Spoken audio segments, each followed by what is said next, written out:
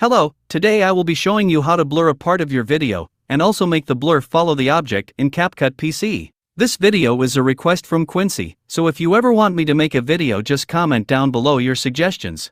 Alright, let's get started. So the first thing you're going to want to do is drag your video to the timeline, and then make an overlay with the same video. Just right-click the video and select copy, and now right-click above it and select paste.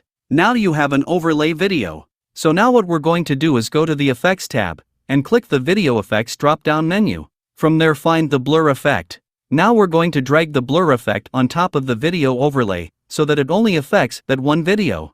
You can adjust the length of the blur effect with the ends of this blue effect on the video, and you can adjust the intensity of the blur at the top right. If you ever click off of the video on the timeline and then click back on it, you will see that the effect is no longer there. If you want to edit that effect, right-click on the video and select Edit Effects. Alright, now that we have the blur, we just need to focus the blur to the certain object in our video. In this case, I'm going to be blurring the license plate on this car. So what we need to do is click the overlay video, and then at the top right go to the Mask tab. Now, select the type of masking you want to use.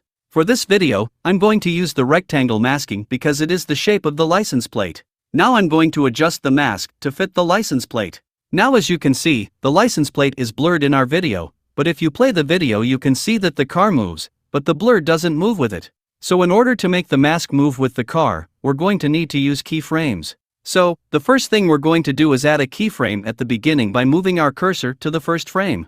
Then we're going to click this little diamond at the right side of the mask, and it will add a keyframe to our timeline as you can see at the beginning. Now we're going to move our cursor forward a little, add another keyframe, and then adjust the mask on the player to fit the license plate.